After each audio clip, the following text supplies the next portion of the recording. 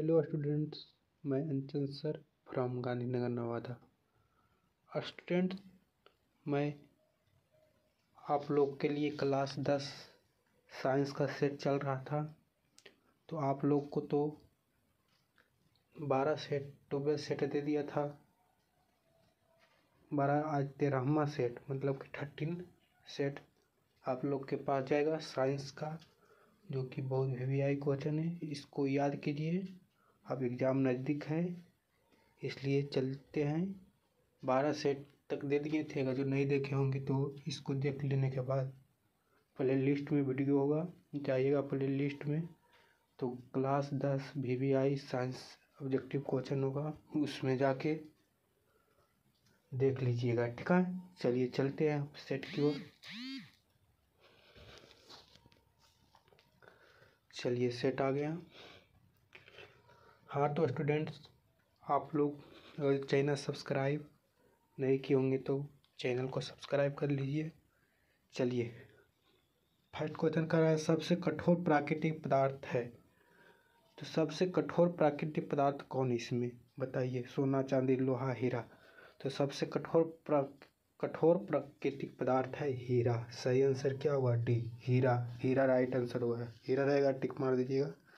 Next question कह रहा है, सौर ऊर्जा जीव मंडल में निम्न में से किसके द्वारा प्रवेश करती है?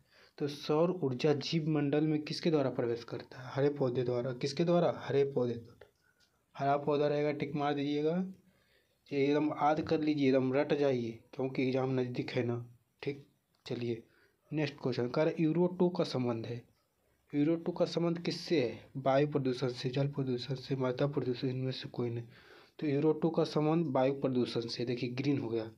यूरो 2 का संबंध है वायु प्रदूषण से। चलिए next question,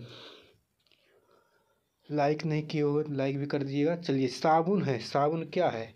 sodium stearate, C5H9COO। तो सोडियम अस्टिएरेट है, तो सोडियम अस्टिएरेट रहेगा, टिक मार दीजिएगा। सही आंसर सोडियम अस्टिएरेट हो जाएगा।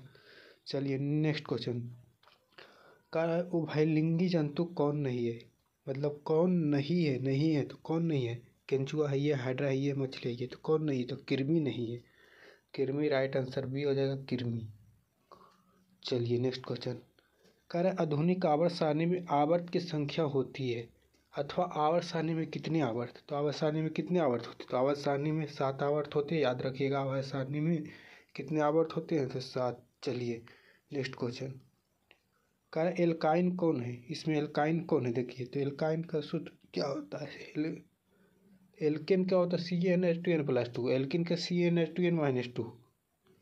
और एल्काइन के क्या होता है? तो CnH2n-2।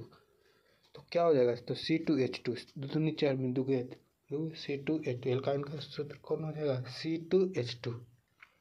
चलिए स्टूडेंट नेक्स्ट क्वेश्चन क्या कर रहा है?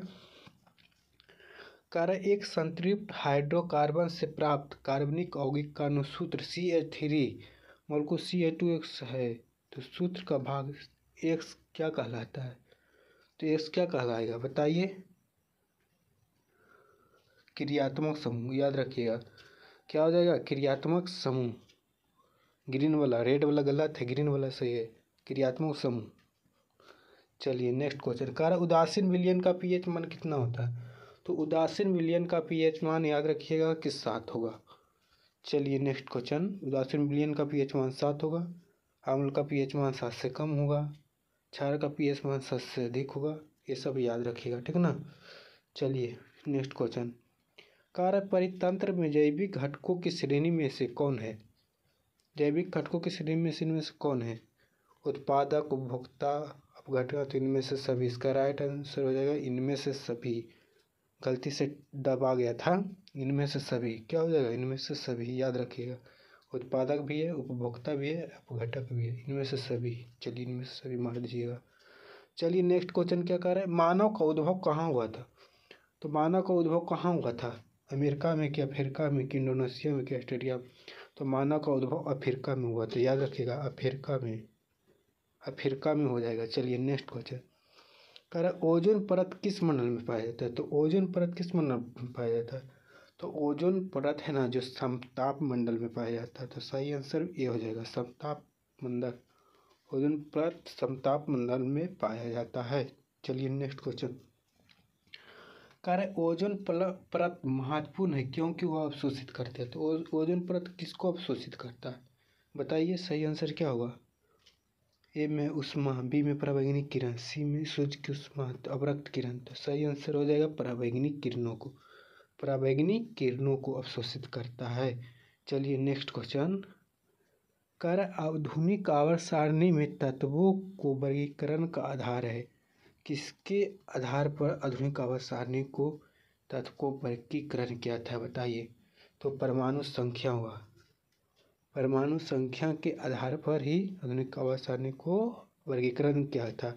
याद रखिएगा परमाणु संख्या, याद रखिएगा स्टूडेंट्स लोग, बाबू लोग, आप लोग याद रखिएगा एग्जाम परमाणु संख्या। चलिए नेक्स्ट क्वेश्चन। एल्केन में कार्बन परमाणु के बीच रहता है। तो एल्केन में कार्बन परमाणु के बीच एक आबंध रहता है, याद रखिएगा एल्केन में एक आबंध रहेगा, एक आबंध एल्केन में, केन रहेगा तो एक आबंध। चलिए कीटों के पंख और चमगादड़ के पंख किस तरह के अंग है। तो समजात अंग है। कौन अंग, समजात अंग। कीटों के पंख और चमगादड़ के पंख किस तरह का अंग है, तो समजात अंग, याद रखिएगा। चलिए नेक्स्ट क्वेश्चन। प्रत्येक परितंत्र होता है। तो प्रत्येक परितंत्र क्या होता है, तो याद रखिए गत्यात्मक तंत्र होता है। D number right answer D है, सी बी नहीं, गत्यात्मक तंत्र होता है। प्रत्येक परितंत्र क्या होता है, तो गत्यात्मक तंत्र, डी आंसर हो जाएगा राइट। चलिए नेक्स्ट क्वेश्चन। कर उदासीन विलयन का पीएच मान क्या होता है। तो उदासीन विलयन का पीएच मान क्या होता है बताइए। फिर आगे उदासीन विलयन का पीएच मान 7 होता है, याद रखिएगा एकदम इम्पोर्टेंट क्वेश्चन है। उदासीन विलयन का पीएच मान 7 होता है, याद रखिएगा।